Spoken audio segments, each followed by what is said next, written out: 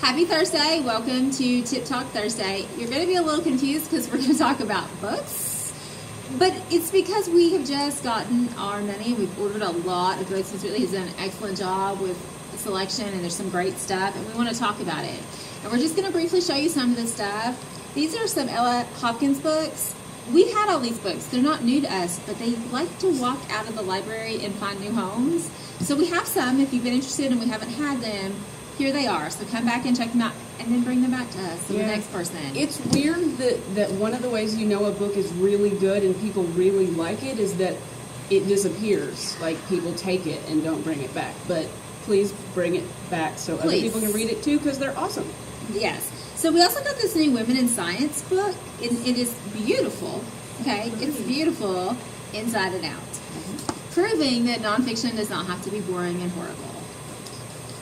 Also, we have some new Kingdom Keeper books. This is 3 and 4, but we have 1 and 2. Kingdom Keeper books are sort of fantasy books that are set in Disney theme parks. I got you right there, right? I mean, come check them out. Good stuff. Okay. I'm briefly just going to show you, I talked about these 2 books in a previous book talk.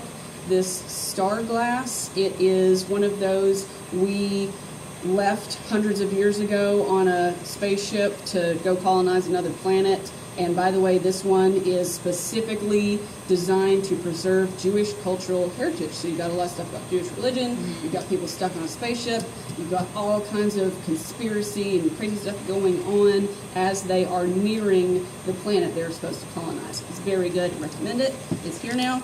Also, Like a River Glorious, I talked about this one. This was a sequel to Walk the Earth a Stranger, which surprisingly enough, I don't have enough people coming and saying, hey, remember that book you talked about the girl who has the magical power and she can sense gold, and it's set in the West, and it's awesome. You talked about it. I want to read that book. Come get the first one and then read the second one because it's great.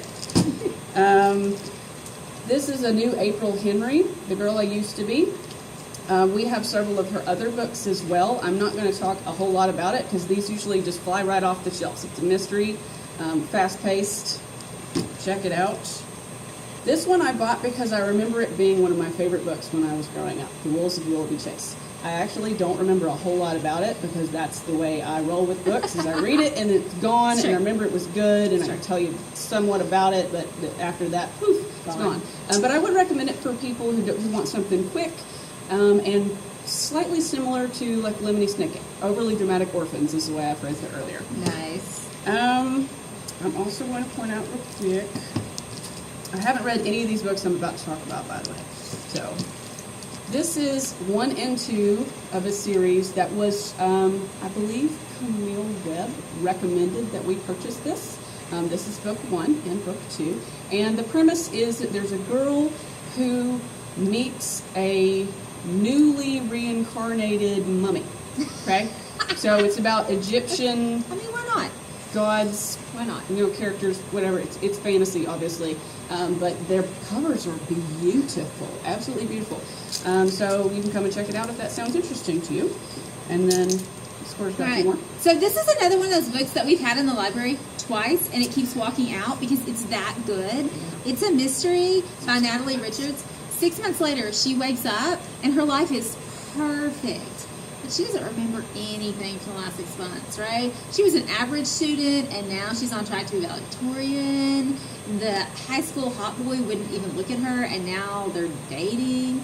It's really good. If you like a good mystery, and 2, if you like a good amnesia story. This is amazing. This is by the same author, Natalie Richards, okay? Notice that this one fell into horror. It's not a mystery because there's like dark, creepy stuff in this book. It's so creepy that people who love Natalie Richards and who also enjoy horror were horrified by this book. So if you're looking for some dark creepiness, this is for those of you that come in and you say, I want a book that's really going to scare me. Yeah. And we've given you things and you're like, meh, try this one. This one, yeah. See, look, the other one is even on the back cover, but they're nothing alike. Nothing alike. Also, Taken is a book that I book talked a long time ago because I had it on a galley.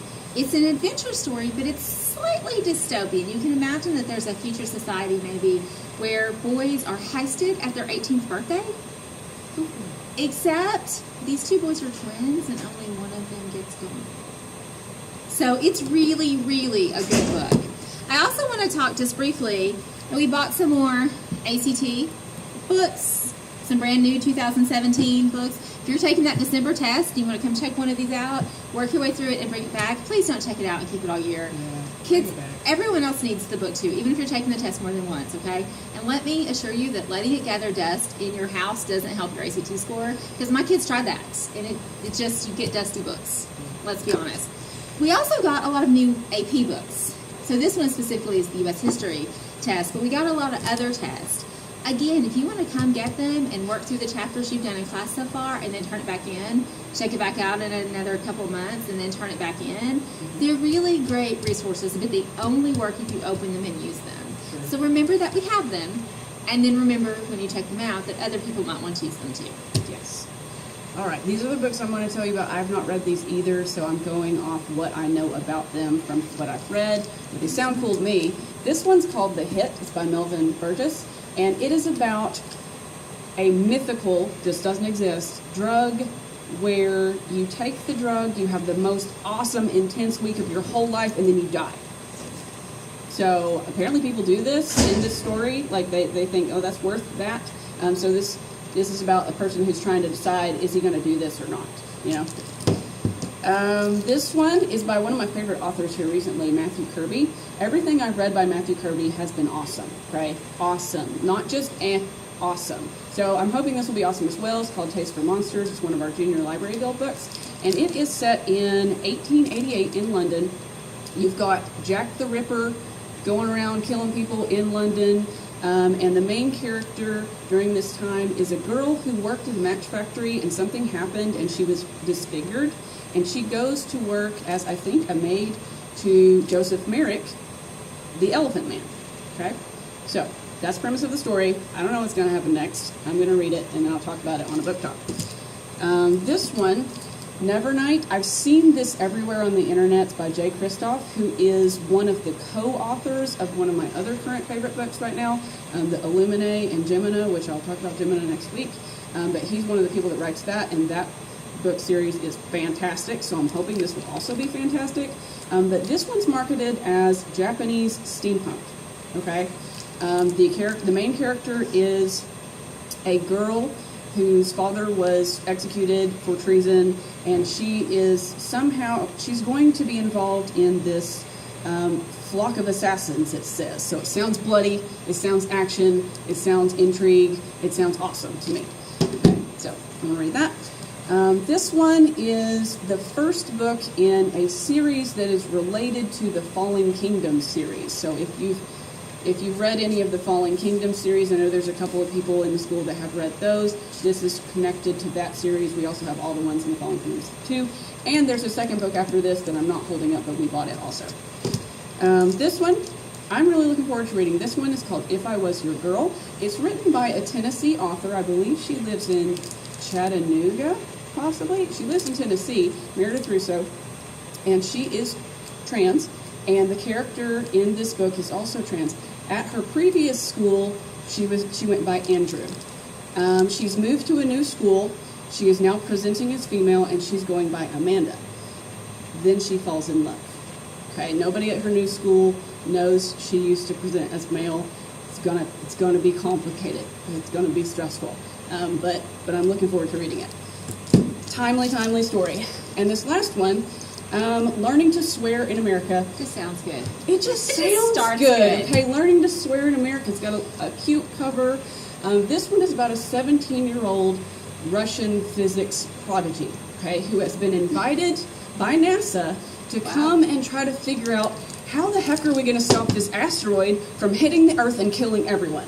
Okay, so that's why he's here. He's supposed to be helping, but they won't listen to anything that he says. So it's like, you invited me over here, and now you're not going to listen to what I have to say because I'm a teenager, but I won the Nobel Prize in Physics and everything. Come on, guys.